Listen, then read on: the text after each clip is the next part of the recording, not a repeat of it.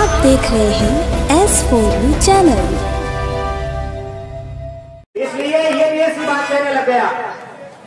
मैं आप सब बस्ती माता के लोग बैठे हैं, मैं आपसे निवेदन करूं 13 तारीख को वार्ड नंबर 25, 26, 29, 30, 31 और 32 का नगर पालिका के द्वारा खेमका धर्मशाला में प्रशासन शहरों के संग अभियान था। मेरी पत्नी जो वार्ड नंबर 26 की पार्षद है, ये अस्वस्थ थी। इन्होंने कहा कि सुबह से ही वार्ड के लोग आने लगे थे। हमारे सीताराम जी मंदिर के सामने श्री राम कॉलोनी है, बहुत सारे यहाँ पवन जी, संजय जी, मंजू जी, योगेश जी, प्रियंश सब बैठे हुए हैं जो अपनी पट्टों की फाइलों के लिए चक्कर लगा रहे हैं। ये आए, मैं ईओ साहब के पास 10:05 पे गया। मैंने ईओ साहब से निवेदन किया, मैंने कहा साहब हमने आपको 7 दिन पहले कह दिया था कि हमारे वो पट्टों की फाइलें आप लेके आना, वो कहाँ है फाइलें? बोले कि तू कौन होता है मेरे को ये पूछने वाला? मैंने कहा सर मैं पार्षद प्रतिनिधि हूँ। तो पार्षद प्रतिनिधि क्या होता है? तेरी पत्नी कहाँ है जो पार्षद है? पार्षद प्रतिनिधि क्या होता है?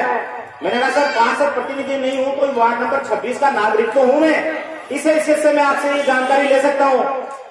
मेरे साथ इतनी बदतमीजी से पेश आए एग्जीक्यूटिव ऑफिसर और मेरी यहाँ से गड़बड़ी पकड़ ली। ये मेरे मीडिया के साथी ये तो बाद में आए, उससे पहले तो इन्होंने मेरे को धक्का देके वहां से गिरा दिया। उसके बाद में सतीश जी खेमका बैठे हुए हैं जिनकी सुलोचना देवी की वहां फाइल लगी हुई थी। ये मेरी पत्नी को कहने के लिए वहां घर पे गए और ये दीपा जी वहां कैंप में आई और फिर इनसे जो अभद्रता की मैं किस शब्दों में आपके सामने बयां करूं बताइए आप।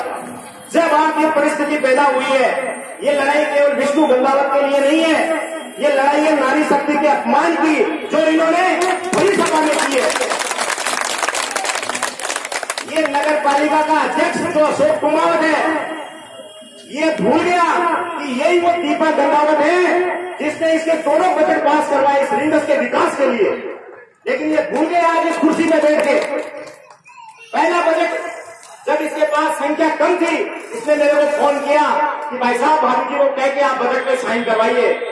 मैंने पीटीआई जी की बिना इजाजत लिए, क्योंकि मैं ऐसा आदमी हूं, मैंने बिना किसी शर्त के समर्थन दिया है। मैं किसी भी ऊंच नीच में भेदभाव में विश्वास नहीं रखता हूं। मेरा जहां मन आता है कि मेरी बस्ती माता को कौन आगे ले जा सकता है, मेरे रिंगस को कौन आगे ले जा सकता है, मैंने अपने शुद्ध विचारों से अपनी बात पीटीआई जी का समर्थन किया। इसलिए किया मेरा।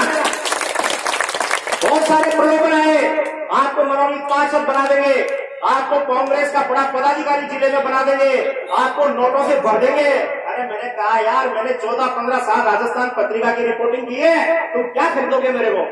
क्या सामान है तुम्हारे पास खरीदने का? मेरे हौसले और बढ़ते गए और मैंने पीटीआई जी को बिना किसी शर्त के इनको समर्थन देकर अपना फोर्ड स्कूटी पे बैठ के मेरी पत्नी को दिखाया और ये सब देखते रह गए।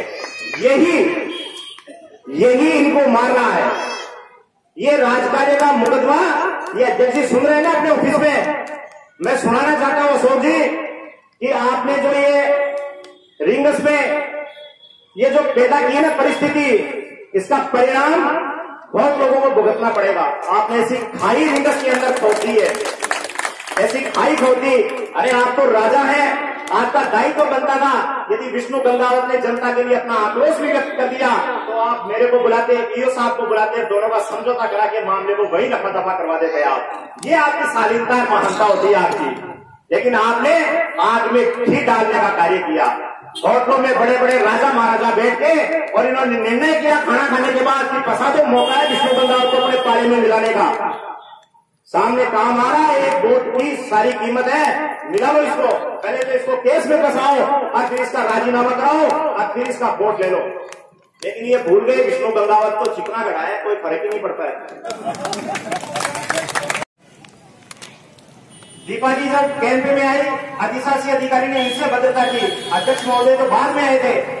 फिर शिविर में जब हम आए तो अध्यक्ष जी को ईओ साहब को हम दोनों पति पत्नी बोल के आए कि सर इनकी तबियत खराब है, इजाजत है इनको जाने की।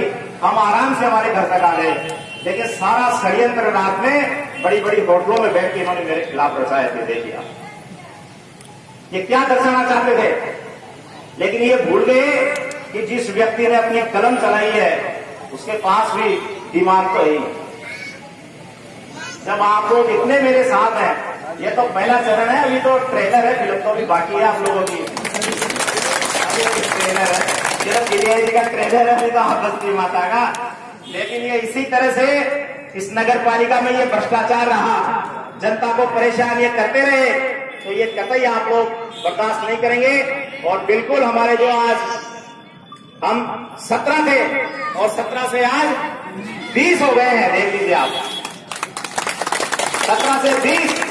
और रींगस नगर पालिका के उपाध्यक्ष अमित जी शर्मा, चाहे हमारे को कोई भारत पाकिस्तान कहे दोनों को, लेकिन इस बस्ती माता के लिए सबसे आगे मिलेंगे आपको। आपके संघर्ष के लिए आपको कहीं पीछे नहीं रखने देंगे। और जब पीडीआई जी का और आप सबका आशीर्वाद है, आप सबका सहयोग है, तो बताइए आपके विकास रूपी सपनों को हम कैसे धूमिल होने देंगे। ये कितनी भी कोशिश कर लें, ईओ साहब को पिछले 2 दिन से डरे हुए हैं। अरे मेरे खिलाफ आपने 5 धाराएं लगाई हैं, मैं गिरफ्तार हो जाऊंगा, जमानत तो होगी, मैंने कोई मर्डर तो किया नहीं, जमानत तो होगी ना मेरी, 15 दिन जेल में रह जाऊंगा, फिर क्या होगा, आप बच जाओगे क्या?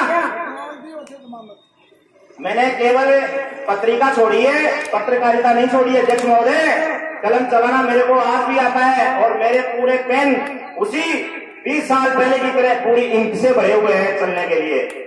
मेरे वार्ड नंबर 26 में श्री राम मार्बल का एक मामला हुआ, मैं आज सबके सामने इस बात को भी रखना चाहता हूं। मेरे पास उसकी शिकायत आई कि अवैध रूप से वहां निर्माण हो रहा है। लिखित में शिकायत आने के बाद मैंने नगर पालिका में वो शिकायत प्रेस की।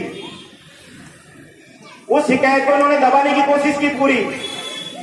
मैंने जेडी हॉस्पिटल के मालिक को भी कह दिया था, मैंने कहा दीपक जी आपकी कंप्लेंट है, आप नगर पालिका में जो भी आपकी रसीद कटे आप कटवा के और आप इजाजत लेके ही निर्माण करना, क्योंकि मेरे ऊपर प्रेशर है, मेरे को हथियार बनाया जा रहा है।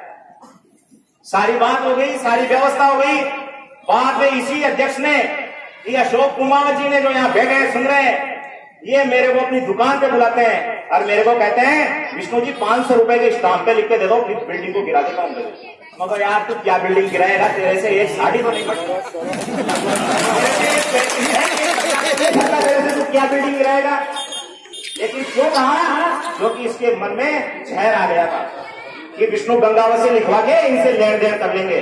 लेकिन उससे पहले ही मैंने उनको कह दिया, मैंने कहा आज के जो भी नियम है, कानून है, हमारी व्यवस्था है नगर पालिका की, आप उसके मुताबिक अपनी रसीद कटवाइए, पैसा भरिए, इजाजत लीजिए और निर्माण कीजिए। आप सर मैं क्या क्या इनकी पोल खोलूंगा, ये सारे भी इसका, ये तो महिलाओं की इज्जत लेते हैं, महिलाओं का अपमान करते हैं, मैं सारी बातें कहूंगा तो ये मुंह दिखाने के लायक नहीं रहेगा। याद इस व्यक्ति का इतना सम्मान किया, पहला बजट भी दीपा जी ने पास किया और दूसरा बजट भी पास किया। जब पीटीआई जी के पास ये बात पहुंची तो पीटीआई जी ने मेरे को ये कहा कि विष्णु जी पार्षद के नाते तो मैं आपसे नाराज हूं, लेकिन मुझे आज मेरे शिष्य पर गर्व है कि आपने दीपा जी से बजट पास करवा दिया, क्योंकि आपकी सोच रींगस को आगे बढ़ाने की है। और उन्हीं पीटीआई जी ने फिर दूसरी बजट मीटिंग में दीपा जी को आगे करके और सबसे पहले बजट पास करवाए सब पार्षदों के सहयोग से। बताइए आप कहां कमी है इस व्यक्तित्व के अंदर, जो सबके लिए जीता है, सबके लिए मरता है। आज इस अवस्था में भी इस तकलीफ के साथ कि हमारे एक मेंबर हैं, उनके पति के साथ अन्याय हुआ है, झूठा राजकार्य का मुकदमा दर्ज करवाया गया है, इसलिए यहाँ बैठे हुए हैं जो कुर्सी के बिना बैठ नहीं सकते, आज नीचे आंगने में बैठे हुए हैं। बताइए आप कहां गलती है हमारी। ये जो हमारे वार्ड नंबर बीरबल जी के ये वार्ड की ये गाड़ियां, लोहार, बंजारा ये सब आए हैं, हमने इनको प्रशासन शहरों के संघ अभियान की पहली मीटिंग में इनसे निवेदन किया था कि सर राज्य सरकार की योजना है, आप इनको 50-50 वर्ग गज जमीन है वो पात्र परिवारों को आप उपलब्ध करवाइए। इनका आज तक सर्वे नहीं करवाया रही है, ऐसे कैसे चक्कर लगा रही है सब महिलाएं। बताइए नहीं मिला ना कुछ भी आपको, नहीं मिला। ये काम करना ही नहीं चाहते हैं। ये काम कहां करेंगे, जब इनको पैसा मिलेगा उसी का काम करेंगे है? इन्होंने ऐसी परिस्थितियां इस रींगस नगर पालिका में पैदा कर दी है। बताइए आप, इसलिए मैं आपके माध्यम से कहना चाहता हूं कि अध्यक्ष जी आप अपना बड़प्पन दिखाते, आपके सामने रींगस का हीरो बनने का मौका था कि आप हीरो साहब को और हमारे को बिठाकर ये समझौता कराते, आज के थाने तक मामला नहीं पहुंचता। आपके पास हीरो बनने का मौका था और आप हीरो बनते भी तो आपके जो अन्य साथी हैं वो नहीं चाहते थे कि आप हीरो बने, क्योंकि वो आपको कैसे आगे बढ़ने देंगे। ये बात पहले मैंने आपको कह दी थी जब आप मेरा वोट मांगने आए थे। मैंने आपको कह भी दी थी, मैंने कहा अध्यक्ष जी चाहे आप चेयरमैन बन जाना, लेकिन रिंगस को आप चला नहीं पाएंगे, और ही लोग चलाएंगे। इनके मुंह पे कहा है मैंने, इनको ही कहा है। ये कुछ निर्णय भी अच्छा लेना चाहे तो इनको नहीं लेने देते हैं, और मेरे खिलाफ मुकदमा दर्ज करवाना यही एक चाल है। लेकिन फिर भी ये नहीं समझ रहे कि इसके पीछे कौन लोग लगे हुए हैं। इसलिए अध्यक्ष महोदय, मैं आपसे निवेदन करना चाहता हूं कि आप ये जो खाई खोद रहे हैं ना इस रिंगस की मिट्टी में, जो इस बस्ती माता में, आप इसे बाज आइए, क्योंकि आप तो जा रहे हैं, आप तो जल्दी विदा होने वाले हैं। क्योंकि पाप का घड़ा भर गया, जहां महिलाओं का अपमान हो जाता है, जहां महिलाओं का अपमान हो जाता है, वहां पाप का घड़ा पूरे उफान पे आ जाता है। अब इनका घड़ा धीरे धीरे धीरे धीरे बढ़ता बढ़ता 13 तारीख को यहां तक आ गया। अब ये कब फूट जाए ये ईश्वर ही जान रहा है। इसके बाद में राज्य सरकार से एक पत्र आया कि जो भी पत्रकार है रिंगस में, उन सबको आप नियमानुसार जमीन आवंटित करवाएं। ओम जी वो लेटर देना आप मेरे को। ये राज्य सरकार का आदरणीय गहलोत जी का, जो मेरे मीडिया के साथियों को भी, जो हमेशा अपना सब कुछ निस्वार्थ भाव से हम सबकी सेवा में लगा कर रखते हैं, इनके साथ भी ये धोखा कर रहे हैं। इसलिए ये समझने की बात है मेरे दोस्तों, क्योंकि मैं आपसे ही निकला हूं, और आपसे निकल गई मैं 5 साल इस सदन में पहुंचा, और आपके आशीर्वाद से आज मेरी पत्नी को आपने मौका दिया सेवा करने का। मेरा कोई व्यक्तिगत काम नहीं है, हम लोग जितने भी पार्षद बैठे हैं सब आपके लिए लड़ते हैं। हम ईओ साहब मेरे को पूछते हैं, विष्णु जी आप अपना कोई व्यक्तिगत काम बताओ। मैंने अध्यक्ष जी के सामने उनके चैम्बर में 10 दिन पहले कहा, मैंने कहा सर इतनी कैपेसिटी है, मेरा पर्सनल काम होगा, मैं ऊपर से करवा रहा हूँ, आप तुम्हारी बस्ती माता के और श्री राम कॉलोनी के लोगों को पट्टा जारी करवाइए, आप मैं करवा लाऊंगा। मेरा व्यक्तिगत काम, पहली बात तो है ही नहीं कोई काम, और होगा तो करवा लाऊंगा मैं, आप नहीं करेंगे तो। ये लेटर आया है 23/5/2022 को माननीय मुख्यमंत्री जी की बजट घोषणा के अनुरूप कि जितने भी पत्रकार हैं नगर पालिका क्षेत्र में, उन सबको आप भूखंड उपलब्ध करवाएं। लेकिन आज तक सूचना देने के बाद भी उन्होंने कोई कार्रवाई नहीं की। भाई क्यों करेंगे जब हम ऐसे ही इनकी सेवा कर रहे हैं। और कोई मेरा साथी बोल भी देता है, मेरा साथी कोई बोल भी देता है, फाइल किनारे पे आ जाती है तो फिर ब्रेक लग जाता है। तो भाई अशोक जी, न तो मीडिया के लोग रुकने वाले हैं, अपने ये जनप्रतिनिधि रुकने वाले हैं। आपको अपने व्यवहार में सुधार करना पड़ेगा, और इस रिंगस को साथ लेके चलना पड़ेगा। जब तक आप इस कुर्सी पर बैठे हैं, आगे का तो भविष्य सुधारो मेरे भाई। ये तो कुर्सी आती है चली जाती है, आपको तो रिंगस में ही रहना है। चुनाव नहीं लड़ोगे यही तो ब्रेक लगेगा, रहना तो अपने लोगों के बीच में ही है। आपको क्यों बुरे पड़ रहे हो आप? गलत कह रहा हूं क्या मैं? बोलो अब बताओ आप।